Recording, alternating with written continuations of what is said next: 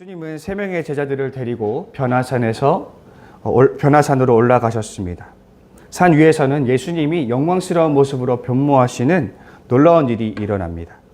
그러나 산 아래에서는 전혀 다른 일이 일어나고 있었습니다. 한 명의 아버지가 산 아래에 있는 제자들을 찾아왔는데 간질에 걸린 아들을 치료해달라는 이유에서였습니다. 그러나 9명의 제자들은 그 아들을 고치지 못했습니다. 그 상황에서 예수님과 3명의 제자들이 산에서 내려와 이 무리들과 조우합니다. 예수님은 제자들이 치유를 실패했다는 소식을 듣고 좌절합니다.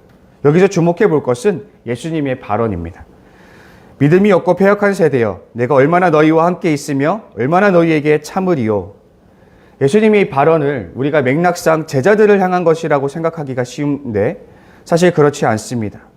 예수님은 제자들을 믿음이 작은 자로 따로 분류하고 있기 때문입니다.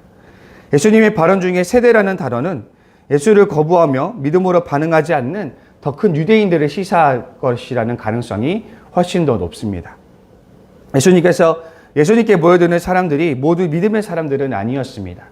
이 바리새인들과 서기관 같은 예수님을 대적하는 무리들이 항상 예수님 주변에 서성였던 것을 우리가 기억해 본다면 아마도 예수님을 대적하고 불신하는 무리들도 그 근처에 함께 있었던 것으로 볼 수 있습니다.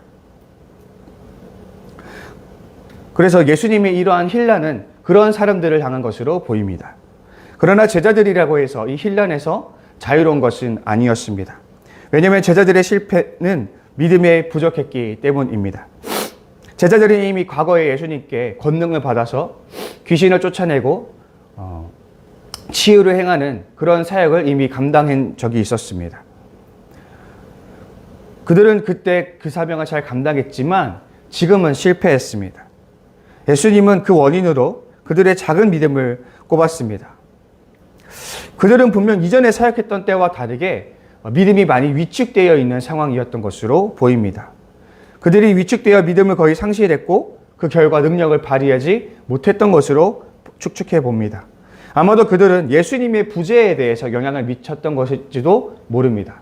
항상 함께 계시던 예수님, 그 예수님이 곁에 없어서 그 예수님의 부재로 인해서 자신들의 능력이 혹시라도 영향을 받을까 그렇게 생각했을 수도 있습니다. 또한 불신하는 무리들의 의심하는 태도 앞에서 그들의 믿음이 위축되었을지도 있습니다. 결과적으로 제자들의 믿음이 부족했고 그 결과 제자들의 능력을 행하지 못했던 것입니다. 그러나 여기서 제가 주목하고자 하는 것은 이 치유의 능력의 기원이 어디에 있는가 하는 것이죠.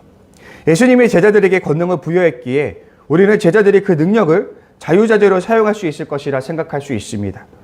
만약 예수님이 제자들에게 요술방망이를 주었다고 생각해 봅시다. 그러면 요술의 능력은 방망이에게서 나올 것입니다. 그러나 하나님의 능력은 그런 방식으로 일어나지 않습니다. 제자들이 예수님께 권능을 부여받았다 하더라도 치유의 능력은 그 제자들의 내면에서 나오는 것이 아니라는 것입니다. 능력의 참된 기원은 제자들에게 있는 것이 아니라 바로 하나님께, 그 권위를 부여하신 예수님께 있다라는 것입니다. 이 겨자씨만한 믿음이란 굉장히 작은 믿음을 의미합니다. 그러나 하나님은 이런 작은 믿음이라 할지라도 그것을 재료로 산을 옮기는데 더 큰 일들을 행하실 수 있다라고 선언하십니다. 만약 정말로 산이 옮겨졌고 그 공로의 비율을 따져본다면 당연히 하나님의 공로가 압도적이라고 할 수 있다는 것이죠. 이 비유의 초점은 부족한 재료를 통해서도 능히 엄청난 일을 행하실 수 있는 하나님의 능력의 위대함에 있습니다.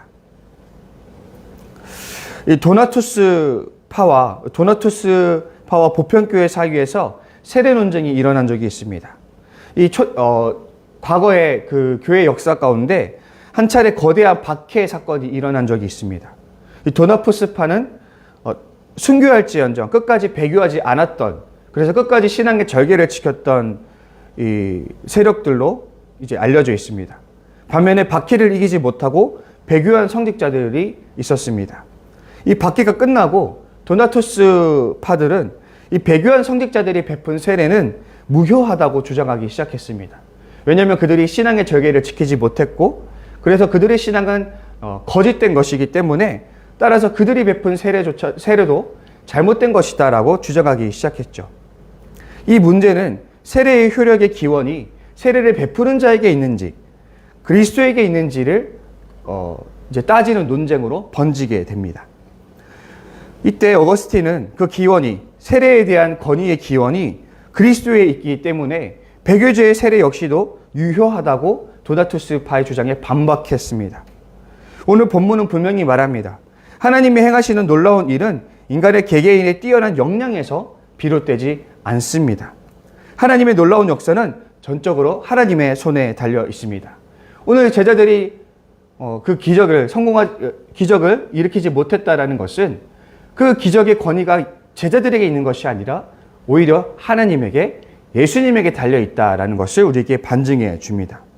인간에게 요구되는 것은 그 하나님의 놀라운 역사를 가져오는 아주 자그마한 믿음이면 충분하다라는 것입니다. 제가 여기서 또 강조하고 싶은 것은 믿음은 반드시 행위와 결부되어 있다라는 것이죠.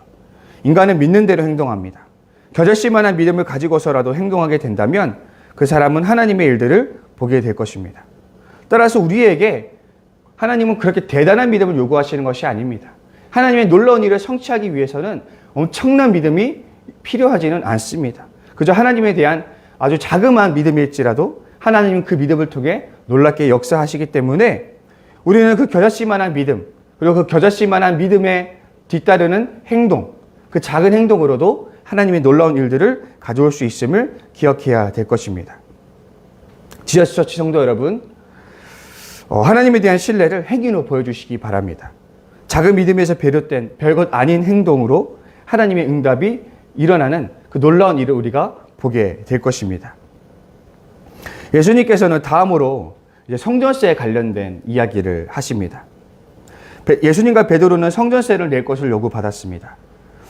예수님은 왕은 타인에게 세금을 거두어도 자녀들에게는 세금을 거두지 않는다라는 보편적인 원리를 가지고 오셔서 이야기하시는데, 예수님과 제자들은 왕이신 하나님의 자녀들이기 때문에 그 성전세를 면제받게 된다는 것이 예수님의 요지입니다. 그래서 사실 두 사람은 성전세를 낼 필요가 없습니다. 유대인들의 성전 중심의 신앙체계는 사실 예수님으로 인해 허물어지게 된다고 할 수 있습니다.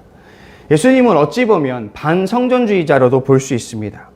예수님의 공생애의 사역 가운데 예수님은 성전을 방문한 일도 극히 드물었고 성전 제의에 참여하신 적도 거의 없었습니다. 게다가 예수님은 성전을 비판하시며 성전의 멸망을 예고하신 바도 있습니다. 결정적으로 예수님이 그 자신이 희생제물이 됨으로써 희생제의를 만족하셨고 그로 인해서 성전의 존재 목적은 상실하게 되었습니다. 지난번에 살폈듯이 예수님은 사도들을 통해 교회를 세우시고 천국 열쇠와 풀고 매는 권위를 이 교회에게, 사도들과 교회에게 위임하셨습니다. 이로써 그리스도 교회의 신앙의 토대는 성전에서 교회로 옮겨졌다 할 수 있죠. 하나님의 자녀인 그리스도인은 성전세로 상징되는 성전과 그 관련된 옛 질서를 굳이 따를 필요가 없는 것입니다. 이제 옛 질서에서 자유로운 것이죠. 그러나 예수님은 불필요한 오해를 피하기 위해서 하나의 기적을 행하십니다. 베드로는 잡을 물고기에서 한 세개를 얻어 그것으로 성전세를 낸 것입니다. 우리가 주목하고자 하는 것은 예수님이 불필요한 오해를 피하기 위해서 이 일을 행하셨다라는 것이죠. 예수님은 더 이상 옛 질서에 속하지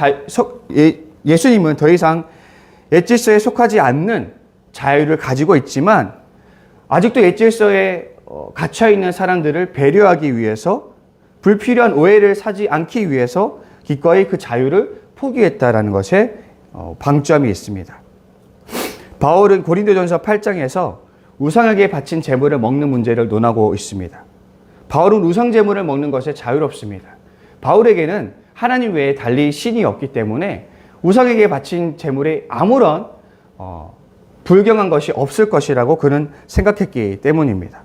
그러나 바울은 동료 그리스도인들에게 우상 제물을 먹는 것에 대해서 스스로 그 자유를 제한할 것을 권합니다. 왜냐하면 믿음이 약한 사람들이 시험에 들지 않게 하기 위함입니다.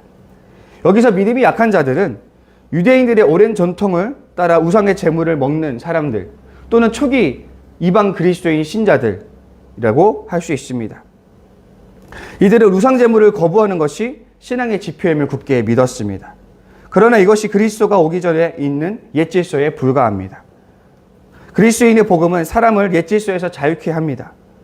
그러나 여전히 이것을 받아들이지 못하고 우상숭배에 바쳐진 재물을 먹는 것에 대해서 거리끼는 여전히 옛 질서에 속한 사람들이 있었기 때문입니다. 이 믿음이 약한 자들은 바울은 이런 믿음이 약한 자들을 위해서 우상 재물을 먹을 수 있는 자유를 기꺼이 제한하는 것이 더 합당하다라고 밝히고 있습니다.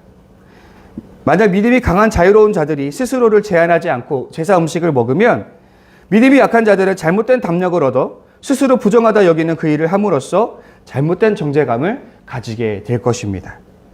믿음이 강한 자들은 자신이 가진 자유가 약한 자들의 올무가 되지 않도록 스스로 약한 자들을 배려하며 자신의 자유를 제한할 수 있는 그런 지혜를 발휘해야만 하는 것이죠. 고작 음식 따위 때문에 믿음이 약한 자들을 시험에 들게 하지 말아야 합니다. 음식보다 영혼이 훨씬 더 중요하기 때문이죠. 어떤 추기경의 이야기입니다. 이 추기경은 동료와 함께 40일 금식을 진행했습니다. 그런데 며칠을 앞두고 이 추기경의 동료가 배고픔을 이기지 못하고 음식에 손을 댔습니다. 이 사실을 안 추기경은 어떻게 하였을까요? 그 추기경은 동료를 비판하는 대신 금식을 포기하고 그 역시 음식을 먹었습니다. 추기경은 금식 약속을 깨트린 동료의 미안한 마음을 조금이라도 덜고 배려하기 위해서 스스로 그렇게 행하였습니다. 진정한 사랑은 상대방을 배려하기 마련입니다. 오늘날도 복음이 가져다주는 자유를 온전히 누리지 못하는 사람들이 있습니다. 저 개인적인 경우는 유독 모자를 쓰고 예배를 드리는 것에 이상하리만큼 집착하는 한 성도를 만난 적이 있습니다. 그 성도는 모자를 쓰고 예배에 참석하는 사람들을 결코 두눈 뜨고 보지 못하는 그런 믿음이 약한 자였습니다. 사랑은 그런 사람들을 위해서 모자를 쓸 수 있지만 쓰는 자유를 포기하는 것을 이야기합니다. 이처럼 전통과 관습, 옛 질서를 고집하는 믿음이 약한 사람들을 우리는 종종 만나게 됩니다. 그런 사람들을 마주할 때 우리가 그런 사람들을 향해서 보여야 할 태도는 어떤 정죄나 무시가 아닙니다. 진정한 사랑은 상대방의 약함을 덮어주고 배려해 주는 것입니다. 기독교의 오래된 경언이 하나 있습니다. 본질에는 일치를, 비본질에는 관용을, 모든 것에는 사랑을. 우리가 본질적인 것에서는 타협해서는 안 되겠지만 비본질적인 것에 대해서는 서로 관용하는 정신, 배려하는 정신을 보여주어야 합니다. 그리고 이 모든 일에는 무엇보다 그 영혼을 사랑하는 마음이 우선시 되어야 할 것입니다. 우리 지어스처치 성도 여러분, 믿음이 약한 자가 되지 말고 믿음이 강한 자가 되시기를 소망합니다. 그러나 복음이 선사하는 자유를 영혼을 사랑하는 사랑 안에서 책임감 있게 누리실 수 있는 저와 여러분들이 될 수 있기를 간절히 소망합니다. 우리 시간 함께 기도의 자리로 나아갑니다. 먼저 기도할 것은 우리 담임 목사님, 안민호 목사님께서 우리 안관선 장로님 이제 장례 일정을 치르고 있습니다. 이 일정이 마지막까지 잘 아름답게 마무리될 수 있도록 유가족 가운데 하나님의 은혜와 위로가 임할 수 있도록 기도해 주시고, 또 우리가 청장년부 수련회가 2월 28일 토요일 날 이제 있습니다. 많은 청년들이 참석하는 가운데 은혜 가운데 시작되고 마칠 수 있는, 그래서 정말 하나님께서 함께 하시는 수련회가 될 수 있도록 위해서 기도해 주시고, 또 앞으로 2월 이후에 넘어서 3월까지 이어질 우리 지저처치의 사역들을 위해서 기도해 주시고, 또 우리 지체들 가운데 특별히 우리 김대경 성도님 아픈 지금 치료를 받고 있는 가운데 온전한 회복이 일어날 수 있도록 위해서 기도해 주실 텐데, 우리 주기도문으로 신앙 고백하시고 함께 기도의 자리로 나아가겠습니다. 하늘에 계신 우리 아버지, 아버지의 이름을 거룩하게 하시며 아버지의 나라가 오게 하시며 아버지의 뜻이 하늘에서와 같이 땅에서도 이루어지게 하소서. 오늘 우리에게 일용할 양식을 주시고 우리가 우리에게 잘못한 사람을 용서하여 준 것 같이 우리 죄를 용서하여 주시고 우리를 시험에 빠지지 않게 하시고 악에서 구하소서. 나라와 권능과 영광이 영원히 아버지의 것입니다. 아멘.